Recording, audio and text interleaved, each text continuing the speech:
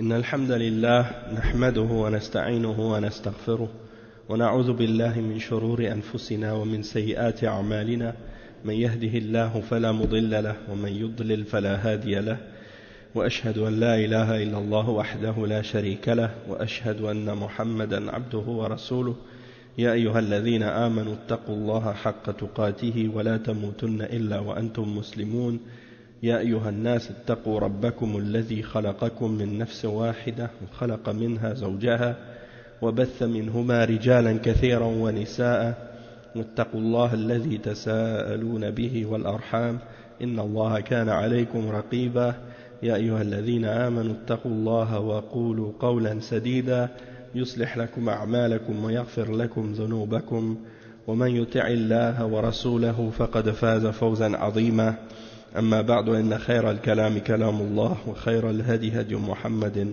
صلى الله عليه وسلم وإن شر الأمور محدثاتها وكل محدثة بدعة وكل بدعة ضلالة وكل ضلالة في النار أما بعد. On commence aujourd'hui le cours 20 dans l'explication du livre Al-Furqan بين أولياء الرحمن وأولياء الشيطان Cheikh al-Islam ibn Taymiyyah rahimahullah avec les commentaires de Cheikh Salih al-Fawzan hafizahullah ta'ala. On est aujourd'hui au cours 20, donc on continue. Et ce livre, mashallah, il est vraiment bien, bénéfique. Moi j'ai vraiment aimé. Déjà c'est un livre que j'avais lu, l'original, le livre de Ibn Taymiyyah, sans les commentaires. Je l'ai lu il y a plusieurs années, il y a plus que peut-être 15 ans environ. Et puis c'est un livre que j'ai beaucoup aimé, j'ai beaucoup appris dedans, et avec les commentaires là c'est encore plus bénéfique. J'avais écouté les cours audio du cheikh de ce livre il y a plusieurs années de ça, et puis c'était l'hiver passé, j'étais à Mecca dans une maktaba, dans une librairie, et je regardais les livres, et puis par hasard, bon, j'ai trouvé ce livre-là comme ça.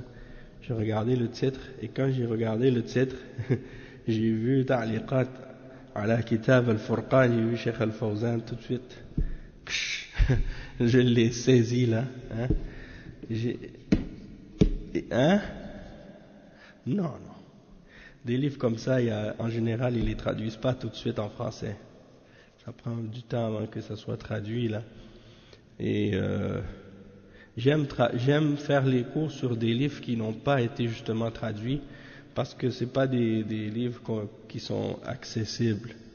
Donc ceux qui connaissent pas l'arabe, au moins ils peuvent profiter quand même. Et il y a une catégorie de gens qui n'aiment pas lire, ils préfèrent écouter que lire. Et même dans les livres autres que les livres de religion, il y a beaucoup de livres qu'on appelle les livres audio. Hein? C'est très à la mode. Et c'est très intéressant aussi, les audiobooks, comme on appelle en anglais, audiobooks. Tu peux écouter un livre au lieu de le lire. Hein? Et donc, ça, c'est quelque chose qui est très pratique. Lorsque tu veux pas lire, tu préfères écouter, tu apprends quand même beaucoup de choses. Hein? Et puis la science, à la base, elle était transmise par la parole, avant d'être écrite. Donc c'est le médium le premier, tu vois, le premier moyen de communication, c'était par la parole. En tout cas, on est arrivé au point dans le livre de Ibn Taymiyyah où il dit كما أن كثيرا من النصارى واليهود يعتقدون أنهم أولياء الله وأن محمدا رسول الله ولكن يقولون إنما أرسل إلى غير أهل الكتاب وأنه لا يجب علينا اتباعه. Donc le cheikh dit que beaucoup d'entre les juifs et les chrétiens, ou plusieurs d'entre les chrétiens et les juifs, croient qu'ils sont les serviteurs rapprochés d'Allah et que Muhammad est le messager d'Allah, mais ils disent qu'il a seulement été envoyé à ceux qui ne sont pas des gens du livre, et qu'il n'est pas obligatoire pour eux de suivre le messager sallallahu alayhi wa sallam. Donc ils disent il n'est pas obligatoire pour nous de le suivre, c'est seulement ceux qui ne sont pas parmi les gens du livre qui doivent le suivre. Et Cheikh al-Fawzan il commente sur ça, il dit Allahu dhakara dhalika anhum وقالت اليهود والنصارى نحن أبناء الله وأحباؤه يعني ادعوا لأنفسهم هذا وهم يقولون الله ثالث ثلاثة أو يقولون إن الله هو المسيح ابن مريم ولهذا قال بعدها لقد كفر الذين قالوا إن الله ثالث ثلاثة فهم يقولون نحن أولياء الله وهم يقولون إن الله ثالث ثلاثة واليهود يقولون إن الله فقير ونحن أغنياء يد الله مغلولة يعبدون العجل ويقولون نحن أولياء الله وقالت اليهود والنصارى نحن أبناء الله وأحباؤه. Donc le cheikh il dit que Allah il a mentionné ça à leur sujet, hein, qu'ils prétendent être les serviteurs rapprochés d'Allah. Et ils disent, Allah subhanahu wa ta'ala dit dans le verset 18 dans Surat Al-Ma'ida, et les juifs et les chrétiens disent, nous sommes les fils d'Allah et c'est bien aimé. Hein? Et les juifs et les chrétiens, quand ils disent qu'ils sont les fils d'Allah, ils veulent dire par là qu'ils sont les rapprochés, les bien-aimés d'Allah, les serviteurs rapprochés d'Allah. Parce qu'ils savent très bien que le terme fils, ce n'est pas quelque chose qui peut être attribué à Allah de façon réelle, parce que Allah subhanahu wa ta'ala n'a pas d'épouse et n'a pas de progéniture parmi les créatures, hein? Et même quand on regarde par exemple dans leurs livres, hein, j'avais même fait une recherche justement sur ce sujet-là, et j'ai trouvé que dans les écrits des juifs et des chrétiens, tu retrouves plusieurs fois l'expression fils de Dieu, et à chaque fois c'est dans le sens de dire rapproché et serviteur rapproché, comme par exemple dans Genèse 6, hein, dans Genèse 6 versets 1 à 5, ils appellent les anges fils de Dieu. Dans l'Exode 4 verset 22, ils appellent Jacob, hein, ils appellent Jacob mon fils premier-né, c'est Israël, en parlant de Jacob, Yacoub. Et Salomon, Sulayman alayhi salam, dans 2 Samuel chapitre 7 versets 13 à 14, c'est dit, c'est lui qui constituera une maison pour mon nom, et j'affirmerai pour toujours son trône royal. Je serai pour lui un père, et il sera pour moi un fils. Hein? Éphraim, il dit, car je suis un père pour Israël, et Éphraim est mon premier-né. Adam, hein, il est dans Luc 3, le verset précédent c'était Jérémie 31, 9, et dans Luc 3, 38, hein, Adam est appelé fils de Dieu. Et les gens ordinaires, hein, les êtres humains en général, ils sont appelés enfants de l'Éternel. Dans Deutéronome 14, 1, vous êtes les enfants de l'Éternel, votre Dieu. En effet, tous ceux qu'anime l'Esprit de Dieu sont fils de Dieu. Dans Romains 8, 14. Donc il y a des versets dans l'Ancien Testament et dans le Nouveau Testament. Le roi David, le père de Sulayman, hein, tu es mon fils, moi aujourd'hui je t'ai engendré. Ça c'est dans Psaume 2, 7. Et même dans Jean 10, 34, il dit, Jésus leur répondit, n'est-il pas écrit dans votre loi, j'ai dit vous êtes des dieux, hein? Moi j'ai dit vous êtes des dieux, des fils du Très-Haut, vous tous. Donc ça c'est des exemples de propos qui sont mentionnés dans leurs livres, et il dit, on peut donc voir que c'est dans ces termes, dans ces versets-là, le terme fils de Dieu dans le langage des Juifs était un terme innocent utilisé pour décrire un serviteur loyal de Dieu, hein? Et dans un autre verset, ils disent même dans Matthieu 5, 48, afin de devenir fils de votre Père. Donc il y a plein d'autres versets comme ça. Si Dieu était votre Père, vous m'aimeriez car Dieu. Donc, toutes sortes de versets comme ça. Puis en fait, il dit, c'est donc l'amour de Dieu et de ses prophètes qui font que Dieu soit le Père de quelqu'un, de même que vous êtes du diable votre Père, hein? et ce sont les désirs de votre père que vous voulez accomplir. Donc ici ils appellent les hommes des fils du diable, hein? Ils appellent le diable leur père. Donc c'est-à-dire quand ils obéissent au diable, quand ils aiment le diable ou suivent le diable, ça veut dire qu'ils sont les enfants du diable. Donc peu importe la raison pour laquelle les Juifs ont employé le terme fils de Dieu, l'islam a complètement interdit son utilisation pour éliminer toute fausse compréhension et toute mauvaise conception à propos de Dieu, ce qui mène à l'idolâtrie et au polythéisme. C'est pourquoi Allah il dit, à propos du verset qu'on mentionne justement, le verset 18 dans Surat Al-Ma'idah, les Juifs et les chrétiens ont dit, nous sommes les fils d'Allah et ses bien-aimés. Dit, pourquoi donc vous châtie-t-il pour vos péchés? En fait, vous êtes des êtres humains d'entre ceux qu'il a créés. Hein? Donc c'est pour dire que c'est incorrect de prétendre ou de dire que Dieu a des fils. Et le cheikh il mentionne, il dit, ces gens-là ils prétendent être des fils d'Allah, des bien-aimés d'Allah, et ils disent en même temps que Dieu est le troisième du trois, c'est-à-dire ils croient en la Trinité. Ou bien ils disent que Jésus est le fils de Dieu, hein? Ils disent le Messie fils de Marie est Allah, hein? Parce qu'ils croient que Dieu est incarné en Jésus. Donc il y a beaucoup de musulmans, même parfois ils sont mélangés avec ça, même des chrétiens eux-mêmes qui sont mélangés avec ça, parce que lorsque tu parles avec certains chrétiens, tu leur dis, vous croyez que Jésus c'est Dieu? Et ils vont dire, non, on ne dit pas que Jésus c'est Dieu, on dit que Jésus est fils de Dieu, comme si c'était moins grave. Hein, alors que les deux c'est de la mécréance. Mais il faut comprendre qu'en réalité ils disent qu'il est fils de Dieu, mais qu'il est Dieu aussi en même temps. Parce que eux, ils disent toujours que Dieu est trois en un. Et donc ils disent que Dieu est composé de Dieu le Père, Dieu le Fils et Dieu le Saint-Esprit. Donc ça veut dire que les trois sont Dieu pour eux. Et que les trois forment un seul. Donc le Fils est Dieu, le Père est Dieu et l'Esprit est Dieu. Les trois sont Dieu. Hein? Donc c'est une contradiction, et c'est pour ça que Allah subhanahu wa ta'ala les a réfutés dans ces propos-là.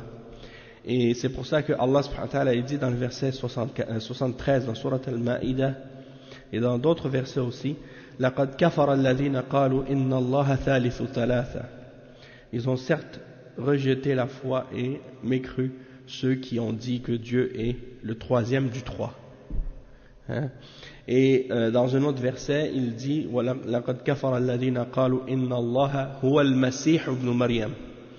Ils ont certes rejeté la foi et renié la foi, ceux qui disent que le Messie, Allah c'est le Messie fils de Marie.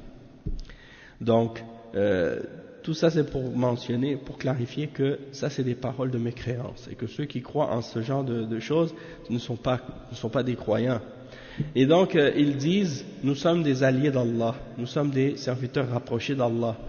Et ils disent que en même temps Allah est un tiers ou bien un des trois parmi les trois qui forment la divinité, hein, le troisième des trois, ou bien que les Juifs disent que Allah est pauvre, hein, et que eux sont riches, ou que la main d'Allah est fermée, en voulant dire qu'ils accusent Allah d'être avare, hein, ou bien ils adorent le veau d'or, hein, comme ils ont adoré le veau d'or. Et malgré ça, ils disent quand même, nous sommes les alliés d'Allah, les serviteurs rapprochés d'Allah. Hein? Et donc, Allah, il dit dans le verset, les Juifs, hein, il dit ce qui signifie, les Juifs et les chrétiens ont dit, nous sommes les fils d'Allah et ses bien-aimés. Puis, ils mentionnent par la suite qu'ils prétendent qu'ils n'ont pas à suivre le prophète Muhammad sallallahu alayhi wa sallam, parce que Muhammad sallallahu alayhi wa sallam était uniquement envoyé pour les Arabes. Et le cheikh il répond à ça, il dit أرسل إلى العرب فقط يعني يدعون هذا إلى الأميين وهذا كفر صريح لأن رسالة النبي صلى الله عليه وسلم عامة قل يا أيها الناس إني رسول الله إليكم جميعا وقال في اليهود والنصارى الذين يتبعون الرسول يعني محمدا صلى الله عليه وسلم وقال قال عذابي أصيب به من أشاء ورحمتي وسعت كل شيء. سأكتبها للذين يتقون ويؤتون الزكاة والذين هم بآياتنا يؤمنون الذين يتبعون الرسول. من هو الرسول؟ النبي الأمي. ومن هو النبي الأمي؟ محمد صلى الله عليه وسلم. الذين يتبعون الرسول النبي الأمي الذي يجدونه مكتوبا عندهم في التوراة والإنجيل يأمرهم بالمعروف وينهاهم عن المنكر. وقال عز وجل الذين آتيناهم الكتاب يعرفونه كما يعرفون أبناءهم وبشر به عيسى عليه السلام قال ومبشرا برسول يأتي من بعد اسمه من بعد يعني من الذي جاء بعد عيسى عليه السلام هو محمد صلى الله عليه وسلم. ومبشرا برسول يأتي من بعد اسمه أحمد. وهذا اسم الرسول صلى الله عليه وسلم اسمه أحمد ومحمد وله أسماء غير هذين الاسمين أيضا. Donc le cheikh il dit, et également donc il a été envoyé, ils disent qu'il a été seulement envoyé aux Arabes, aux Ummiyin. Ummiyin, c'est-à-dire ceux qui n'ont pas de livre, les illettrés comme ils les appellent, les Arabes, parce qu'ils n'avaient pas reçu de livre.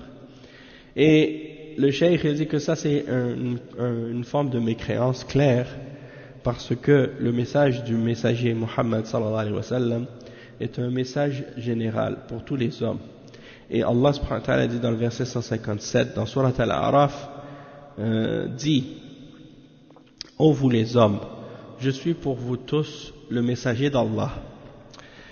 Et il mentionne à propos des juifs et des chrétiens ceux qui suivent le messager dans le verset 157 dans Surat Al-A'raf, c'est-à-dire qui suivent le messager, c'est-à-dire Muhammad sallallahu alayhi wa sallam, parce que dans le verset 156, 157, Allah subhanahu wa ta'ala dit ô Muhammad, mon châtiment je le frappe, je frappe par celui-ci qui je veux, et ma miséricorde a enveloppé toute chose, et je vais le prescrire pour ceux, c'est-à-dire ma miséricorde je vais la donner à ceux qui se préservent contre mon châtiment, qui donnent la zakat et qui croient en nos versets, ceux qui suivent le messager. Et qui est ce messager? Le prophète illettré. Qui est ce prophète illettré? C'est Muhammad sallallahu alayhi wa sallam. Ceux qui suivent le prophète, ceux qui suivent le messager, le prophète illettré, qu'ils retrouvent mentionné par écrit dans la Torah et dans l'Injil, qui leur ordonne le bien et qui leur interdit le mal. Le cheikh il dit, et Allah Azza wa Jal dit, ceux qui ont reçu le livre, ils le reconnaissent comme ils reconnaissent leur propre fils. Le verset 146 dans Surat Al-Baqarah.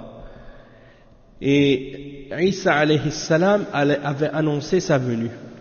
Il dit, وَمُبَشِّرًا بِرَسُولٍ يَأْتِي مِن بَعْدِي. Et il est venu donner la bonne nouvelle d'un messager qui viendra après moi. Isa alayhi salam a annoncé la venue du prophète. Et c'est qui ce prophète qui vient après Isa? C'est Muhammad sallallahu alayhi wa sallam. وَمُبَشِّرًا بِرَسُولٍ يَأْتِي مِن بَعْدِ اسْمُهُ أَحْمَدٍ. Donc il dit son nom est Ahmad. Donc ça c'est le nom du messager sallallahu alayhi wa sallam. Son nom c'est Ahmad et Muhammad. Donc il a également d'autres noms en dehors de ces deux noms-là. Alayhi salatu wassalam.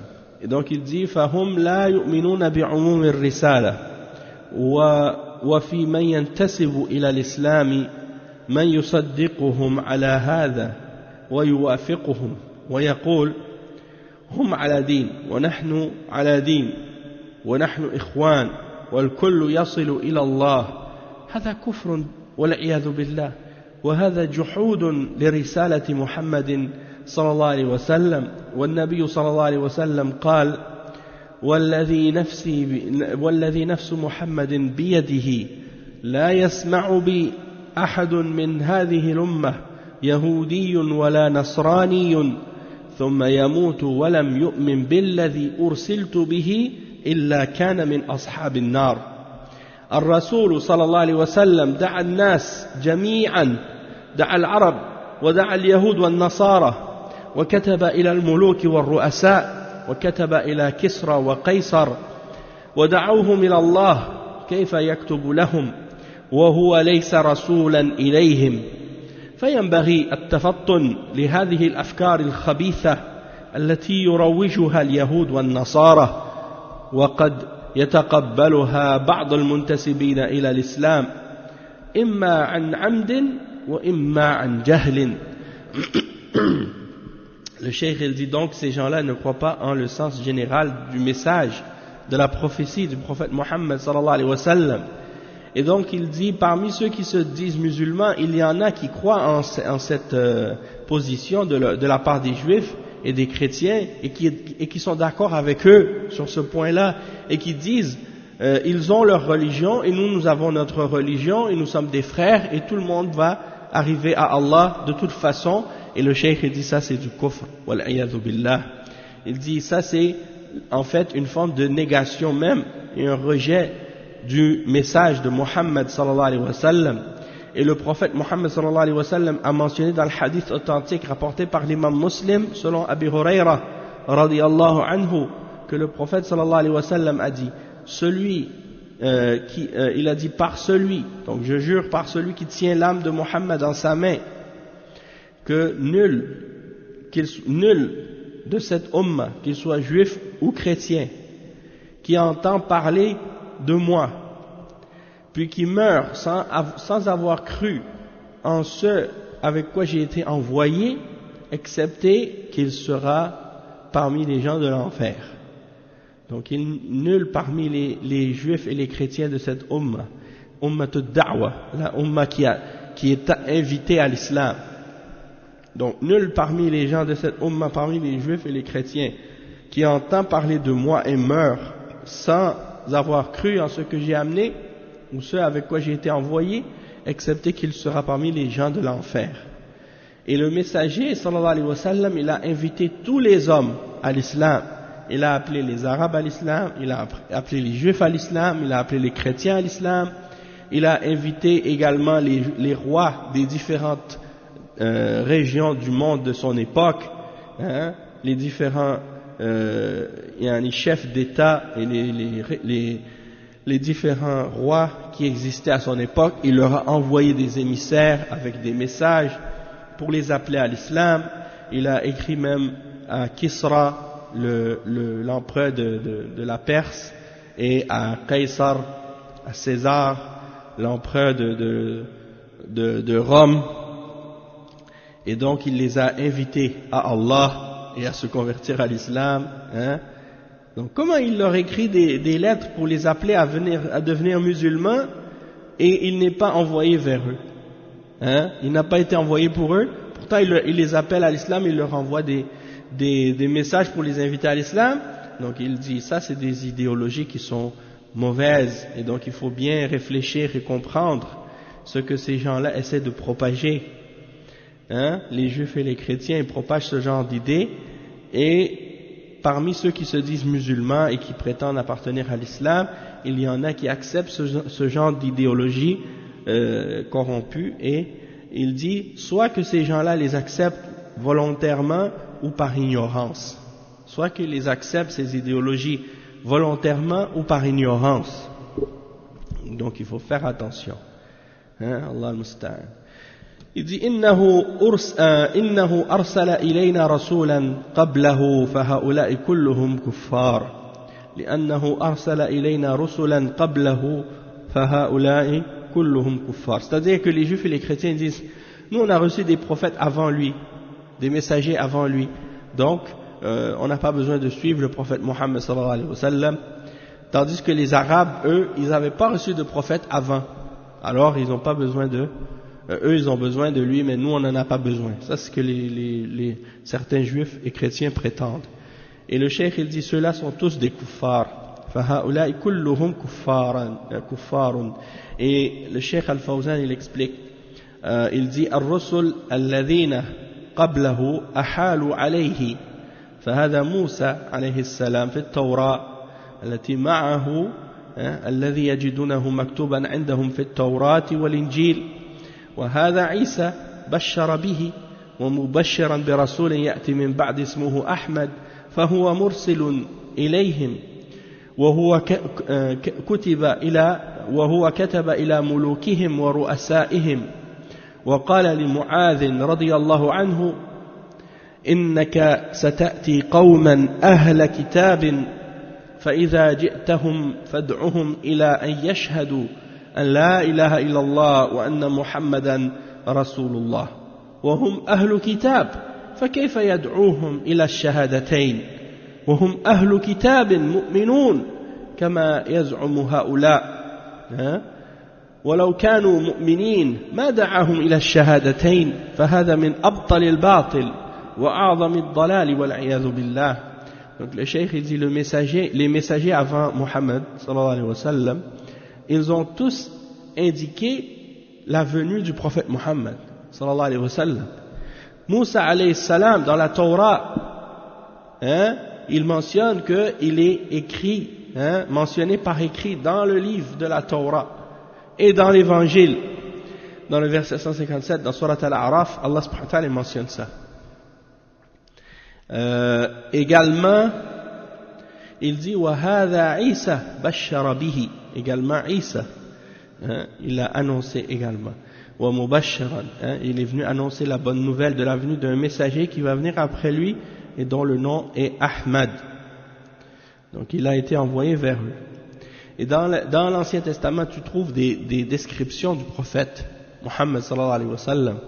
Le Cheikh al-Islam ibn Taymiyyah il les a mentionnés dans son livre الجواب لمن بدل دين المسيح الجواب الصحيح لمن بدل دين المسيح. Donc on a le livre, on l'a même ici. C'est la réponse correcte pour celui qui a changé ou pour ceux qui ont falsifié et changé la religion du Messie. Donc il mentionne dedans les versets de la Bible, l'Ancien Testament et le Nouveau qui indiquent la venue du prophète Mohammed sallallahu alayhi wa sallam. Et que la venue du prophète Mohammed sallallahu alayhi wa sallam, elle est indiquée dans les livres des Juifs et des chrétiens et qu'il est mentionné par ses signes. Et parmi les versets dont je me souviens dans Deutéronome chapitre 18 verset 18, l'annonce de Moussa alayhi salam qu'il y allait avoir dans lequel c'est mentionné dans le verset 18 dans le chapitre 18 de Deutéronome qu'il y allait avoir un prophète qui allait venir de ses frères. On va susciter de tes frères un prophète comme toi. Et il ne parlera pas de lui-même. Et il y a beaucoup de descriptions qui sont mentionnées. Quand tu regardes la description, tu vois que ça correspond exactement à la description du prophète Mohammed sallallahu alayhi wa sallam. Également, dans le Nouveau Testament, la description du paraclet. Qu'est-ce que Isa a appelé le paraclet, c'est-à-dire celui qui allait venir après lui, et qui allait corriger ce qui avait été corrompu de son message. Parce que c'est pas possible que les Juifs et que les chrétiens corrompent le message de Isa alayhi salam, puis que Allah subhanahu wa ta'ala n'envoie pas un prophète, que Allah subhanahu wa ta'ala n'envoie pas un prophète après lui pour corriger ce qui a été falsifié et déformé de son message. Donc Allah subhanahu wa ta'ala ne laisse pas le mensonge se propager sans qu'il y ait une correction ou une clarification. Et donc le prophète Mohammed sallallahu alayhi wa sallam est venu justement pour corriger et ramener le message de Isa alayhi salam à son origine, à sa pureté originelle, pour rejeter les mensonges qui lui ont été attribués par les Juifs et les chrétiens. Ensuite, le cheikh il mentionne, il dit donc il a été envoyé donc aux Juifs et aux chrétiens, et même qu'il a écrit des lettres, des messages pour les rois et les dirigeants des différents pays, des juifs et des chrétiens à son époque, comme on l'a dit tout à l'heure, et même que le prophète sallallahu alayhi wa sallam avait envoyé Mu'adh ibn Jabal au Yémen pour appeler les gens du livre à l'islam. Il leur a dit, il a dit, le prophète sallallahu alayhi wa sallam a dit à Mu'adh avant de partir, tu vas aller vers des gens du livre, tu vas aller vers un peuple des gens du livre. Alors lorsque tu vas aller vers eux, appelle-le à témoigner que rien ne mérite d'être adoré excepté Allah et que Muhammad est le messager d'Allah. Donc ce sont des gens du livre. Alors comment il les appelle à faire les deux témoignages de l'islam, hein? Donc ce sont des gens si c'était des gens du livre et que c'était des croyants déjà, donc pourquoi dans ce cas-là il les appelle à faire le témoignage de l'islam et à accepter l'islam comme ils le prétendent? Donc si c'était des croyants, il les aurait pas appelés au shahadatayn. Et donc ça c'est la preuve que ce qu'ils prétendent c'est totalement faux et que c'est une des plus grandes formes d'égarement. Wala'iyadhu billah. Hein? Et c'est vrai que, qu'est-ce que le cheikh il dit, qu'il y a des gens aujourd'hui qui pensent ça, parmi les musulmans. Et même que des fois, c'est pas seulement des idées qui sont limitées à quelques individus parmi les égarés qui prêchent ce genre de choses-là, mais des fois même c'est des croyances qui sont devenues générales dans certaines populations même. Hein? C'est vrai. Tu vois que dans certains pays, par exemple, les musulmans, ils ne pensent même pas à faire la da'wa à des non-musulmans. C'est rendu que, pour eux, c'est-à-dire non, ça c'est, eux ils ont leur religion, nous on a notre religion, et ça reste comme ça. Oui. Hein? Donc j'ai vu ça par exemple dans certains pays musulmans, en Afrique de l'Ouest, en Afrique de l'Est, en Afrique de l'Ouest, en Afrique du Nord, certains musulmans, ils voient des juifs et des chrétiens, ils vont jamais leur parler de l'islam. Même dans les pays, par exemple du Moyen-Orient, où il y a des populations chrétiennes qui vivent là-bas depuis des siècles, hein, des Arabes chrétiens et des Arabes musulmans qui les voient tous les jours, ils leur parleront jamais de l'islam, ils leur font pas la da'wa à l'islam, certains. Tu vois? Donc les gens ils pensent comme si depuis que tu crois en Dieu, tu dis que tu crois en Dieu, ça suffit, tu n'as pas besoin de les appeler à l'islam. Et à cause de ça, les chrétiens, beaucoup de chrétiens malheureusement, ils réussissent à tromper beaucoup de gens et à les amener dans leur fausse religion et à faire en sorte que des musulmans tombent dans l'égarement et l'idolâtrie du christianisme. Hein? Donc c'est ça qui est dangereux en fait, c'est que lorsque des musulmans n'ont pas étudié correctement le tawhid, l'unicité d'Allah et la réalité de l'islam et l'importance de la da'wa et d'appeler les gens au tawhid et à la foi en les messagers. Hein? Donc ça prouve qu'on a un grand travail à faire pour rééduquer les populations musulmanes pour qu'ils puissent comprendre leur religion correctement et pour qu'ils reviennent à l'importance de la da'wa et d'inviter les non-musulmans à l'islam. Il dit وَمَعَ أَنَّهُمْ يَعْتَقِدُونَ فِي طَائِفَتِهِمْ أَنَّهُمْ أَوْلِيَاءُ اللَّهِ. Il dit malgré que ces gens-là ils croient que dans leur groupe ils sont les serviteurs rapprochés d'Allah et les choisis d'Allah. Et le Cheikh Al-Fawzan il dit à ce sujet-là هؤلاء أولياء الشيطان لما لم يستجيبوا له قال الله عز وجل فإن لم يستجيبوا لك والسياق في اليهود والنصارى في أهل الكتاب فإن لم يستجيبوا لك فاعلم أنما يتبعون أهواءهم ومن أضل ممن اتبع هواه بغير هدى من الله قالوا لولا أوتي مثل ما أوتي موسى أولم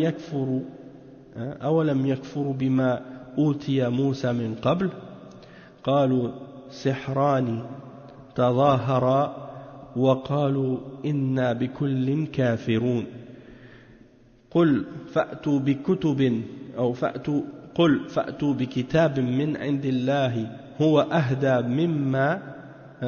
أهدى منهما اتبعه إن كنتم صادقين هذا خطاب لليهود والنصارى قل فأتوا بكتاب من عند الله هو أهدى منهما أتبعه إن كنتم صادقين فإن لم يستجيبوا لك فاعلم أنما يتبعون أهواءهم ومن أضل ممن اتبع هواه بغير هدى من الله إن الله لا يهدي القوم الظالمين ليسوا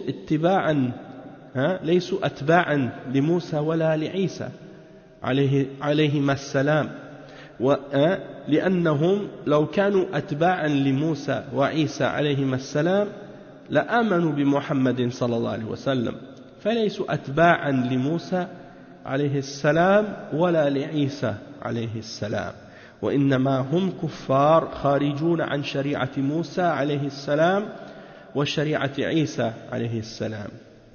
Donc on va traduire cette partie-là. Cheikh Al-Fawzan il dit donc ceux-là ils sont les alliés du shaitan. Wa alaykum salam wa rahmatullahi wa barakatuh. Il dit ces gens-là sont les alliés du shaitan. Et Allah subhanahu wa ta'ala dit lorsqu'ils n'ont pas répondu à l'invitation d'Allah et l'invitation du messager sallallahu alayhi wa sallam, c'est la preuve qu'ils suivent le shaitan, ils adorent le shaitan. Allah subhanahu wa ta'ala il dit dans le verset dans Surat Al-Qasas, le verset 48 et 49, il dit et s'ils ne te répondent pas, s'ils ne répondent pas à ton invitation à la foi, alors sache qu'ils ne font que suivre leur passion. Et qui est plus égaré que celui qui suit sa passion sans guidance venant d'Allah?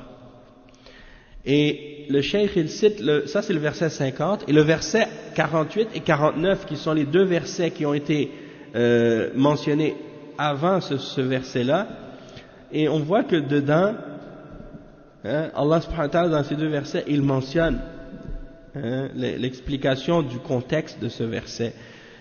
Parce que c'est un verset qui est révélé à propos des gens du livre. Il dit, et avant cela, tu ne récitais aucun livre et tu n'écrivais aucun de ta main droite.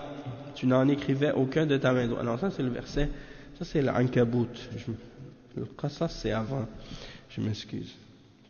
Oui c'est ça. Voilà ceux qui recevront 2 fois leur récompense. Ça c'est le verset, ok ça c'est 53. Donc 48 et 49, mais quand la vérité leur est venue de notre part, ils ont dit, si seulement il avait reçu la même chose que Moïse. Est-ce qu'il n'a pas nié ce qui auparavant fut apporté à Moïse? C'est-à-dire, ils disent, si seulement il avait ramené la même chose que Moïse. Mais eux-mêmes, quand Moïse est venu, ils n'ont pas cru. Subhanallah. Ils dirent, 2 magies se sont mutuellement soutenues, et ils dirent, nous n'avons foi en aucune. Dis-leur, apportez donc un livre venant d'Allah qui soit meilleur guide que ces 2-là, et je le suivrai si vous êtes véridiques. Mais s'ils ne te répondent pas, sache alors que c'est seulement leur passion qu'ils suivent. Et qui est plus égaré que celui qui suit sa passion sans guider d'Allah? Allah vraiment ne guide pas les injustes. Donc le cheikh il dit ça c'est adressé aux juifs et aux chrétiens. Et il dit donc ramenez un livre de la part d'Allah qui serait mieux guidé que ces 2 livres-là, que la Torah et le Coran, si vous êtes véridiques. Et s'ils ne te répondent pas, ça veut dire qu'ils suivent uniquement leur passion. Et qui est plus égaré que celui qui suit sa passion sans guidance venant d'Allah? Certes, Allah ne guide pas les peuples injustes. Donc, le cheikh il dit, ces gens-là, ils ne suivent pas, ces gens-là, wa alaykum salam wa rahmatullahi wa barakatuh. Ces gens-là, ils ne suivent pas vraiment Moussa, ils ne suivent pas vraiment Isa alayhi salam.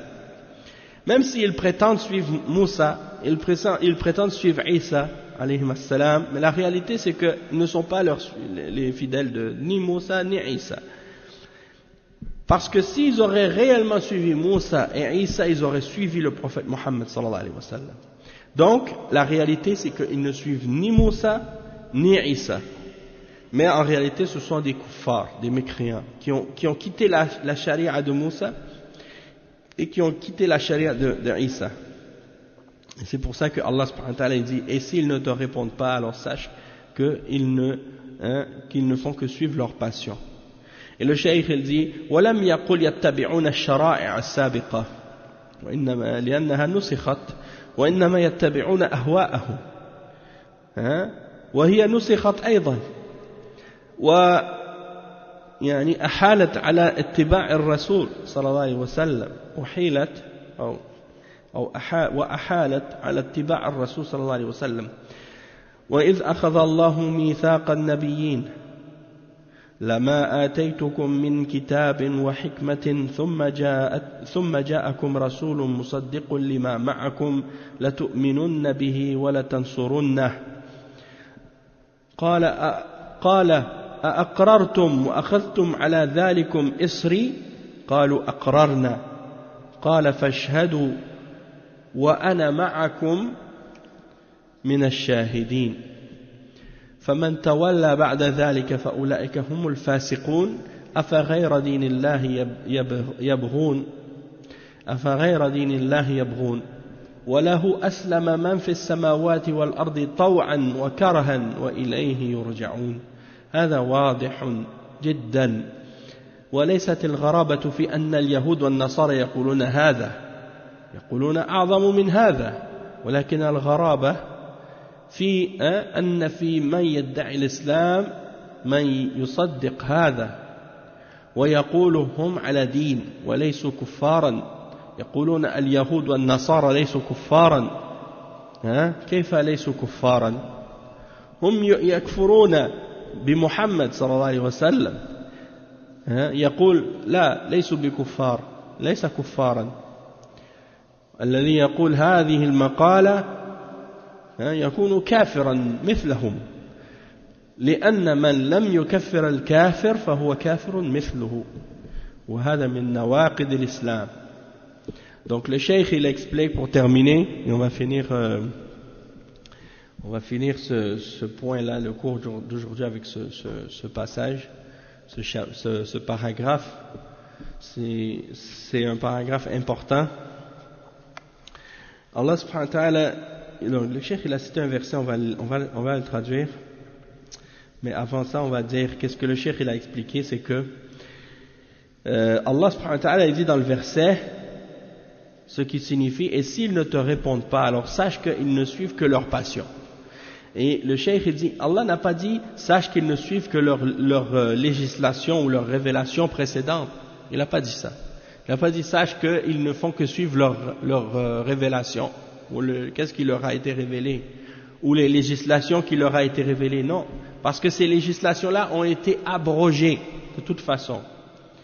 Mais ils ne font que suivre leur passion. Et même ces passions-là ont été abrogées aussi.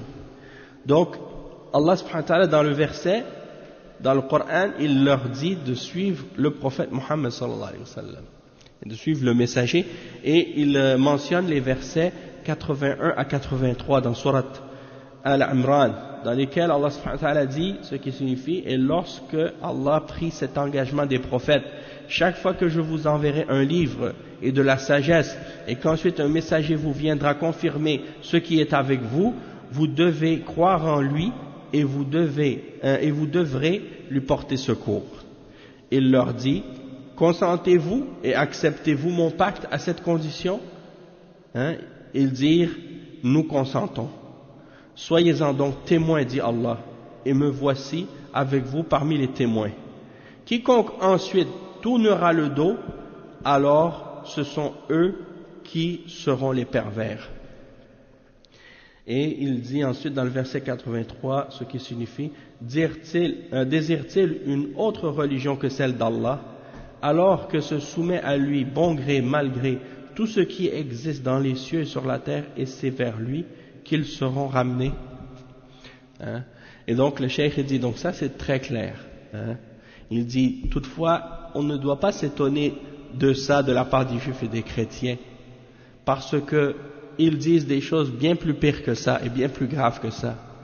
Mais on doit s'étonner lorsqu'on entend des gens qui prétendent être musulmans et se dire appartenir à l'islam et qui croient en cette idée-là, et qui acceptent cette idée-là, et qui disent que non, les chrétiens ils ont leur religion, les juifs ils ont leur religion, ce ne sont pas des kuffars, hein, les juifs et les chrétiens ne sont pas des kuffars.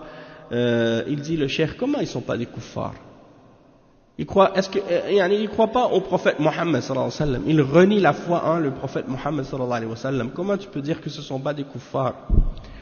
Hein? Donc celui qui dit non, ce ne sont pas des kuffars, celui qui dit ça, il est lui-même kafir comme eux. Il dit parce que celui qui ne déclare pas kafir, le mécréant, il refuse de déclarer mécréant. Celui qui est mécréant, il est lui-même mécréant. Et ça fait partie des choses qui annulent l'islam d'une personne.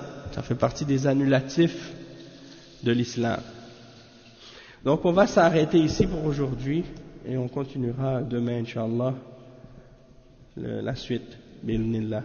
Subhanakallahumma bihamdika ashhadu an la ilaha illa ant astaghfiruka wa atubu ilayk wa sallallahu wa sallam ala nabiyyina Muhammad wa ala alihi wa sahbihi ajma'in. Wassalamu alaykum wa rahmatullahi wa barakatuh.